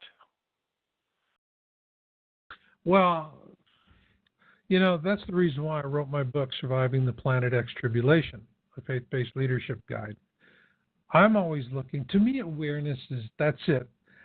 Everybody, they could look at sun, they could look at this, they could look at that, they could look at the other thing. Awareness. Awareness will decide who lives, who dies, and whether or not we're going to stay as slave species. That's it. That's the whole number. Now, at some point, we're all going to be standing out in the street, pointing up at the sky, pooping our collective pants and going, "Phyllis, you ever saw anything like that?" "No, Harry. Let's watch CNN. They'll tell us what to think." Okay? Then they're going to run in. Yeah. It's going to run in, and CNN's going to go, "Do we have that printed, prepared script that the PTB sent us?" "Yes, well, let's read that," And that's what they're going to do. And they're going to be told, "Don't worry, nothing to worry about. It's going to pass overhead. It's not going to hit us." That is 99% of the world. That's all they need to know about astronomy. It's not going to hit us. Right. The minute they hear that, it's like, move along, nothing to see here. But what's with all the fireballs? Mm-hmm. Okay? And I'm tracking it, I'm working on my next signs article, and we're tracking earthquakes of all magnitude, and we're tracking meteors, fireballs specifically. And everything's continually trending upwards. Yeah. All right? So when we look at earthquakes, we're going, that is the Earth interacting with the sun. But when we're looking at fireballs, we're looking at Earth. You have this bow wave effect of the Nemesis star system, or I call it the Planet X system, and where you have Nemesis and its major planets. Nibiru is one of them, the outermost, and they're coming in, and it's like a bow wave effect. They're pushing stuff ahead. They're dislodging asteroids and objects that are normally in benign orbits that wouldn't be a problem for us, but all of a sudden you're coming through like a cue ball. Whack, whack, whack, whack, whack. Things are going to start appearing. So, and plus it's got stuff that's, it's going to have objects ahead of it and objects behind it as well. And so that's the reason why we're looking at fireballs. And when all of a sudden we start having impact events, that's when people are really going to get scared. All right? Now, the whole premise of surviving the Planet X tribulation, here's the benefit of being in awareness for years and years and years. We were just talking to that wonderful lady earlier, okay? Yeah, Huggy Bear, yes. Huggy Bear. And Huggy Bear has been in awareness for a long time. She doesn't understand that she's thinking like a consumer. All right? It's about things that she can buy, store, whatever. She's not, that's all relative. I mean, you could be out of town visiting your uncle, and the kimchi hits the fan, and everything you stockpiled is 200 miles away, and you ain't going to get there. Right. What are you doing now? Good point. Okay? Good point. So it's what's between your ears that makes the difference. And the people that are going to be able to organize effectively, all right? And I mean, an excellent example, this young gal, she's like an adopted daughter to me in Houston, and her house was overlooking a creek, 30-foot embankment going down to the creek. The water flooded up to 30 feet and then still went another 5 feet and flooded her house. Okay? Yeah, that's huge. Huge. And so church groups came, and people were just helping. They helped her take out all of her furniture, which was now destroyed and waterlogged. They got it out of the house and put it on a big pile on the lawn so it could be removed later. Then they were helping her husband. He cut out all the drywall, both the inner and outer walls, pulled all the carpets so everything can start to air and dry. And then, from that next stage, you got to go to remediation. And they're insured for it, and probably just everything that church group did would cover the deductible on that. So the thing about churches is they have very strong benefits in terms of survival. Churches, first off, have an established chain of command. They have leadership. Are they political? What is not political? Okay? Right. But it's an accepted chain of command. It's a respected chain of command. The second thing that churches have is that they have good disaster logistics. It can take a church 30 years to drum up the money to build a library or a classroom. But you have a disaster inside of 3 days, they're rocking and rolling. They're out there doing God's work. Then the third thing a church has going for it is diversity of skill sets. Companies will hire around their business model, which means they're going to have a limited number of skill sets. Whereas with a church, you go to pray on Sunday, to your left could be a doctor, to your right could be a sanitation worker, in front of you could be a hardware clerk, behind you is a grandmother who's got her green thumb for growing herbal remedies. Okay? You have a diversity of skill sets. And you have people that can quickly coalesce and come together as a cohesive group and find a way to survive. And so when I wrote Surviving the Planet X Tribulation, a faith-based leadership guide, I wrote the book for two audiences. First off was be the leaders of these churches. And finding the leader of a church who will be a leader in a survival situation, I explain that in my audiobook series, Two Suns in the Sky. I give you step by step how to find a church leader who's going to be effective during the tribulation in leading that group. But the other thing is that you have someone in awareness. And if you're going to go join one of these churches and you're in awareness, you don't want to come in at the bottom. You got to come in at the top. So what does that mean? It means that you're going directly to whoever is the top person in that church. Right, right. And typically, this is going to be independent churches. And you're bringing information and understanding about through your awareness. And that person's going to look at you, and your countenance is going to be calm, confident. You're going to be troubled by what's happening, but that leader is not, that woman or man is not going to look in your eyes and see somebody who's absolutely peeing their pants. They're going to see somebody who's thought this thing through, and they're going to recognize the value of that. And so that's when you hand them this book I've written and just say, you need a plan, here's your plan. And when you have questions, I'm at your service. And that's as simple as it is. And then at that point, once you've done that, and you've now become, you're in a, remember, your role is to be a teacher, mentor, and comforter. You are not a leader if you're in awareness. You are a teacher, mentor, and comforter. And if you are pursuing that role, your value is established. And so when you ask that leader who's saying, we want you to be a part of this effort that we're doing, and you say, may my family join me? If they say no, you didn't do your homework. You didn't find the right leader. Move on. Okay? So that is the whole basis of that book, is to give people who have a lot of awareness, because the folks in awareness, by and large, are baby boomers with big hearts and little wallets. Right. And they're the ones I'm trying to help that way.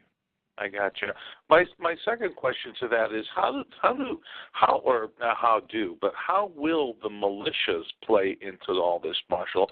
Because most militia members are what? They're people who love their country, serve their country, and don't want to see their country destroyed. whether they understand Planet X or an invasion from whoever, they're not going to let their country go down without a fight. Where do you see their role in all this? Well, one of the things that's interesting was I'm in Aries and I'm in CERT. Mm-hmm. And Aries is Amateur Radio Emergency Services. It's a collaboration of ARRL and Homeland Security. And so when I go to my Aries meetings, I'm going to the Emergency Operations Center here in my county. All right? And I attend and I do things. For example, next week, I'll be going to the Reno Air Races, and I'll be working it as a volunteer. So you'll see me walking around. If any of you out there going to the Reno Air Races, I'll be there Wednesday, Thursday, Friday, and I'll be a guy in a green vest, and I'll have a radio pinned to my lapel. And if you're trying to get into the stands, I'm the guy stamping your hand. All right, and I volunteer, do things like that. I also belong to CERT. All right, Community Emergency Response Teams, which is run through the Washoe Sheriff's Office and FEMA. All right, so I just need to say, Marshall, that's a wonderful thing, by the way. I didn't know that. I think that's absolutely wonderful. Yeah, and that gives me a fast question. I'm sorry, no disrespect to interrupt. Sure. Would it be safe for us to say that, like, I'm in my community and I want to volunteer and I would like to call, those different Homeland Security or the local sheriff's office or CERT, whomever, but would it be safe for us to assume that all of them are aware? Or, is it just, I don't know how to approach them about this. All right. Well, first off, what you should do is you should approach them now, and as I say in my book, you can be one of three things. You can be a part of the solution, a part of the problem, or a victim. Make your choice. Okay. So when I joined Aries and I joined CERT, and I invested the time to do the training, which is phenomenal training, by the way, I decided to be a part of the solution. Now, all politics are local. And as the tribulation unfolds, the federal government is going to become less and less useful. And power is going to consolidate at the local level. And so when people say, what do you do? My strategy is, I would say, support your local sheriff. I'm not making a joke. Because local law enforcement is going to do it. Now, when you talk to local law enforcement, they don't like this federal government nonsense that slimes downhill. All right? They don't like it any better than you do. And there's a group that's out of Montana called Oath Keepers, and there's a lot of the membership, by the way, are in law enforcement. And when they do Oath Keepers, all they're saying is, I will not execute an unconstitutional order. That's what they're saying. That's their oath. My oath is to the Constitution of the United States. And if you're asking me to do something that is in violation of constitutional rights, I will not do it. Now, how is that viewed in Washington? I can tell you that when we were taking our CERT training, they had a guy come from TSA who was a little vague about his background and exactly what he does. He was giving us a 1-hour presentation, and there's a classroom of almost 60, 70 people in there, and most of them are white guys in their 50s and 60s, volunteers.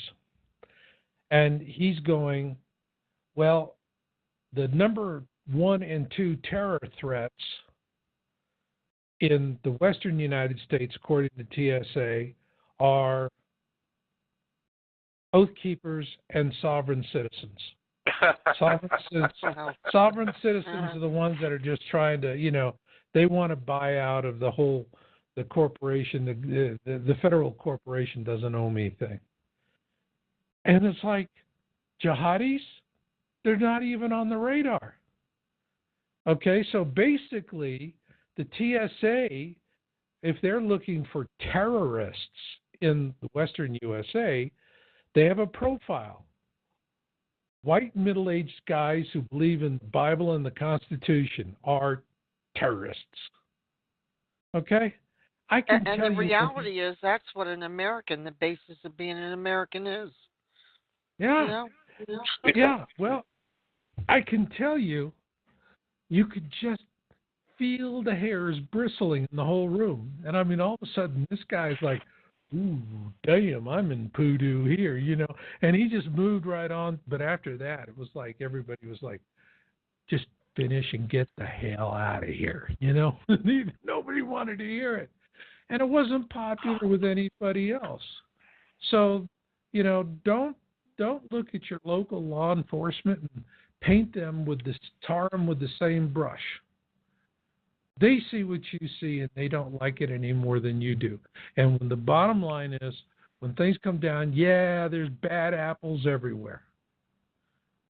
But by and large, those people strap it on every day because they believe in what they're doing, and they're in service to others.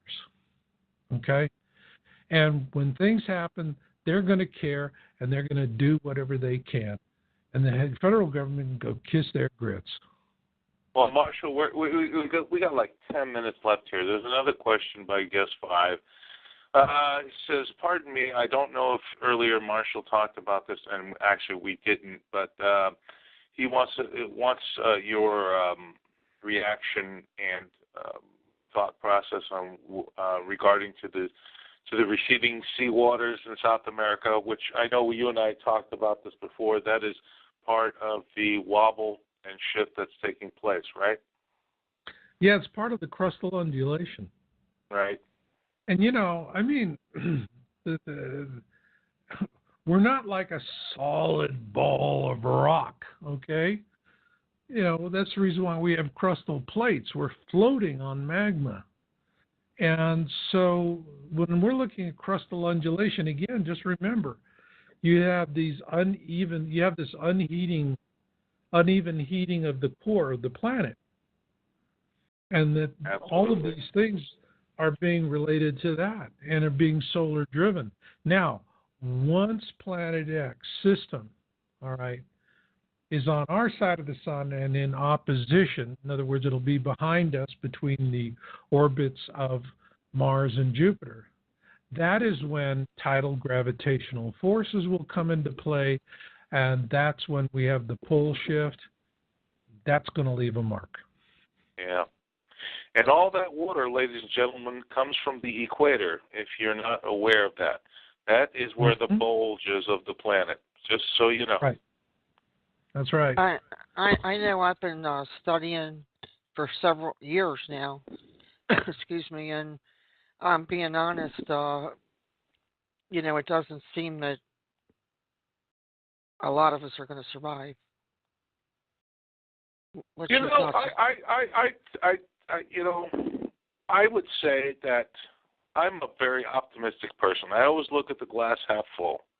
I say if 10% of us make it, and with my friends upstairs who have told me what they've told me, I think Marshall has it right. This is my personal opinion, and you can think whatever you want. You can hate me in the chat, whatever, but I think we are going to have a Star Trek future without the elite Kabbalists trying to, hinder us, compress us, keep us down once again. Because our friends upstairs says it's all in your hands. Now that's my take. Marshall. Absolutely. Yes. Absolutely. That's it. You know what? If we stand up and say, by God, we're mad as hell and we're not going to take it anymore. Okay? That's me. That's me right now. I'm mad as hell and I'm not going to take it anymore. That's right. Help will come. Help will come. Yes. help will come. Look, the bad guys, they have big megaphones, but they're really small in terms of their physical presence. They just have the ability to project force. And that's what they do, and they know how to do it, and they know how to do it well. But we represent vast numbers. And if enough of us stand up and just tell the elites when they come out with all their little trinkets and toys, think what they did to the Indians. They went across the country. Here's a few disease-ridden blankets, give us, we're your big white brother friends. Next thing you know, the Indians are dying of smallpox. No, we just say no to the inducements. We don't let them bribe us. And we call the bluff. That's really all it takes is we call the bluff. The other benign species out there, they want us to have a Star Trek future. They want to embrace us as brothers and sisters in peace and awareness, because the majority of species out there are benign. They are good species. There are bad ones. There's bad apples and everything. It's like, like the government. And it's like families. You have a stern uncle, a loving aunt, and a crazy cousin with a wood axe who likes to chop people to pieces, okay? You have all kinds.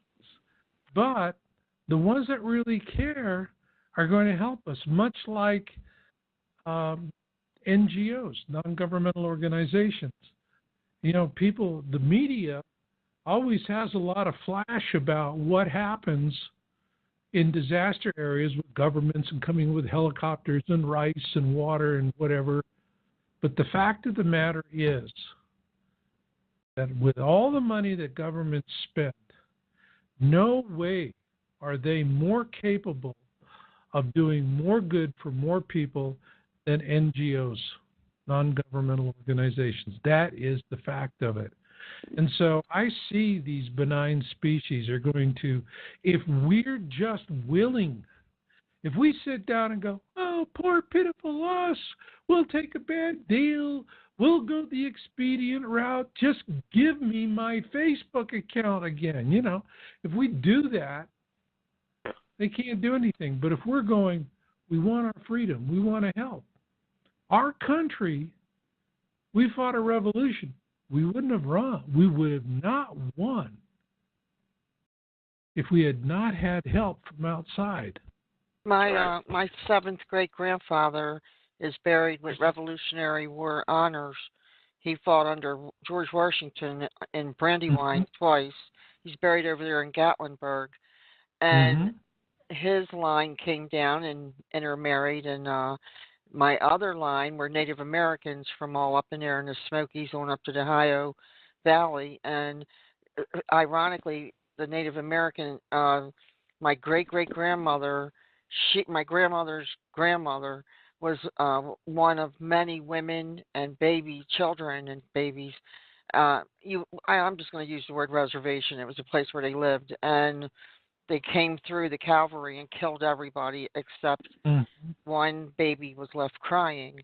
The colonel on the horseback, he turned around and swooped up the baby, and his name was Bradshaw. He raised the baby, and that was my grandmother's grandmother.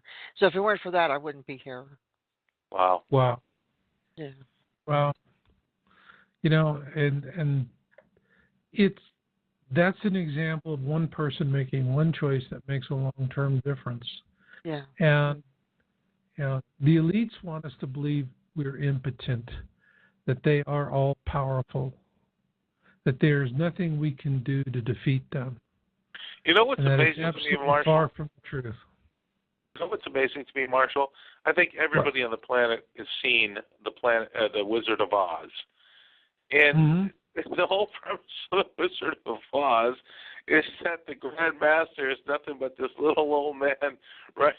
Pulling a few sticks behind the screen, making everybody shudder and shake, thinking he is the all-powerful master. But he's just a little guy, just like you explained. And I wish people would understand that. You know, what I have seen is so sad. Thanks to what's Bob, Mr. Fletcher. I mean, I really like listening to him. I like Bob. Yeah, he's a gutsy guy.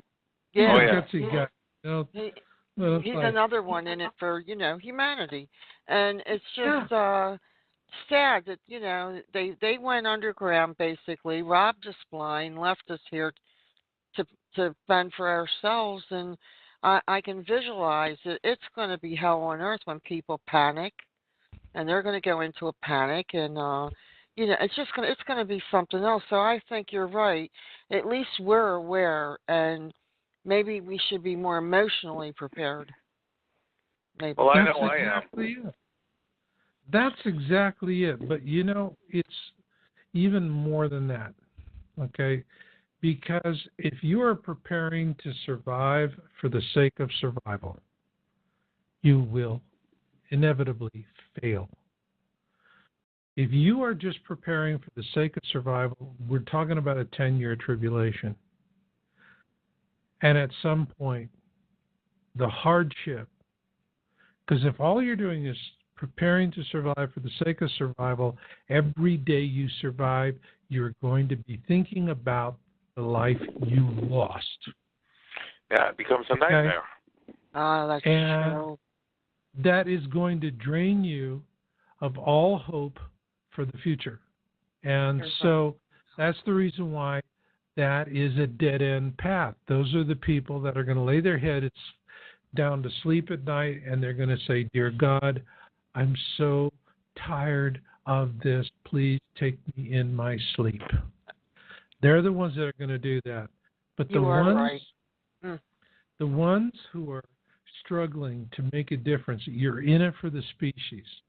You are finding within you the strength to go because you are in service to others. You're part of a community, and for you, there's the little victories, and you cherish every one of the little victories. And then all of a sudden, there are things that will start happening in your life that will be satisfying and wholesome in ways you could never imagine. And it'll put a whole nother light. If you are surviving for purpose, for the freedom of the species, and you're saying, "God, that's it. I'm in it for the species. I want this species to come out of this free so that we have a Star Trek future. We have a future of enlightenment." I mean, the only thing that's really holding us back is energy right now, because that is where the power elites have their control. Fossil fuels, oil, everything that they're doing, they control it. My God, it's how many inventors who have come up with zero-point energy devices, how many inventors that have come up with cars that'll run on water. All of these things, they're not fantasies, they're real. But I know that for a fact, Marshall. That's right. And I do too. I was trying to help a group that came out with a zero-point energy device in Australia, and I watched them crushed. I watched how they were crushed. And because they're out there trying to become the next Bill Gates, they don't understand. The patent office exists at the pleasure of the elites. That's how they track anybody that's got an idea. The minute you go to the patent office seeking a patent and you have a working model, you have just painted a bullseye on your head. If that is in conflict with their interests. Yes. So what's going to happen is, imagine it. I mean, I am seeing a technological renaissance of freedom coming. That is one of the things about the coming tribulation that really excites me, that I could live to see this, that I could see Nikola Teslas popping up all over the country, and there's no greedy bastards to stop them. Exactly. And all of a sudden, we have free energy devices. We have ways of healing ourselves where, I mean, think about the cancer industry. It's legislated. It is legislated that there's only 3 treatments. That's it. Radiation, death and death. Chemo, or surgery. There's a lot of bad things said and written about the Egyptians, but they actually, on the inside of the wall, a gentleman took a camera and he deciphered what was on the wall, and he kept emphasizing. He showed they had free energy back then, and it's drawn on the inside of the wall to show. And they even showed little people, mid-sized, so they were showing everybody was involved in this, not just the elite, let's say. And yet it had a warning to future generations that if this got into the wrong hands, kind of thing. And I just found that so riveting because they killed Tesla, and I mean, yeah. Well, they essentially Rockefeller bankrupted him, and he died penniless in the New York hotel. And the FBI came in and just took all of his papers and his knowledge, and they put that to use for themselves, keeping it away from all of us. So our government, not the government we see on a daily basis, the New World Order government, the shadow elite. They have technology which is basically 500 years advanced of anything we have, and here it is. This is the chain that has to break. This is what Marshall's been talking about. I've been talking about. So many others have been talking about. If we don't break it, guess what? This Planet X system is going to break it for them. Yeah. Because one way or the other, either with smiles and happy smiles and cheers on our faces, or kicking, screaming, and dragging, we're going to go through this change, period. Yeah. And so, I mean, I see the silver lining in the dark cloud. Me too, Marshall. Me too. And I see a possibility for our species to be free. And if, we can endure, think about what people have endured, the deprivations, the hardship, the persecution, what people have endured throughout millennia for the promise of freedom. Okay? And it's ingrained into our racial memories. And all you have to do is tap into that. Free that natural desire that we, as a sentient species, have. It's embedded in us. I don't have to convince you that you want to be free. It's inside you. All it takes is there's something that opens up that channel, and you're willing to sacrifice in ways that others would not understand. And it's a very personal thing. Whether you help everyone, that there's a collective freedom that comes for the species, and that's the hopeful goal, but people sacrifice because within themselves that's that burning need within themselves. It's existential. And so we're going to see this. We're going to see it coming. And you were asking me about the Mad Max types.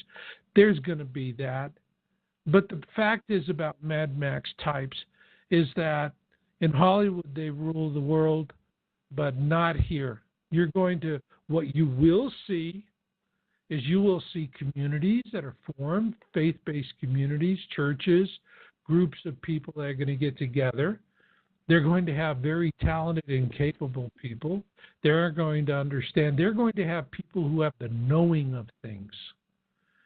These Mad Max types, evil people only know how to take. They cannot create. They cannot build. All they can do is take. Agreed. And their greed is their downfall. And I can guarantee you are going to have, when you're going to have ex-military, you're going to have SWAT team sheriffs, you're going to have people who have the knowing of things, and they're going to be part of communities. And you can bet your bippy that when law and order collapses in the country, and law and order is now at the survival community level, that those communities are going to have long-range patrols that are going to go out and hunt those bastards down and take them out. Yes. Yeah. I hope they want to hire me to do that, Marshall. Huh?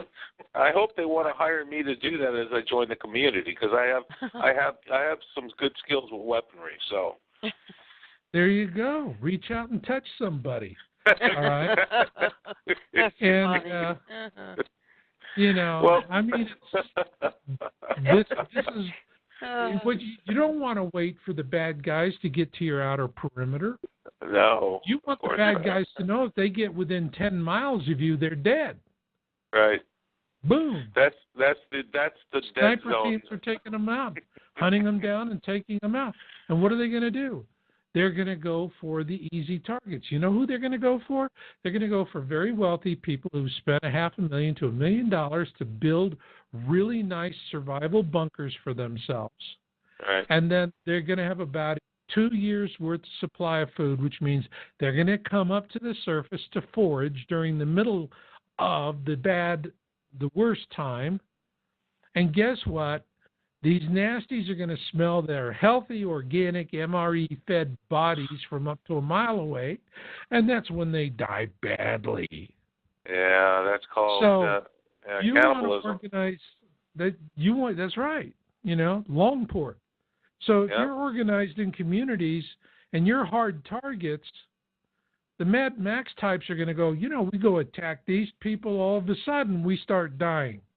Let's just sit around and wait for these rich bastards to come out of their holes, and we'll kill them, eat them, take everything we want.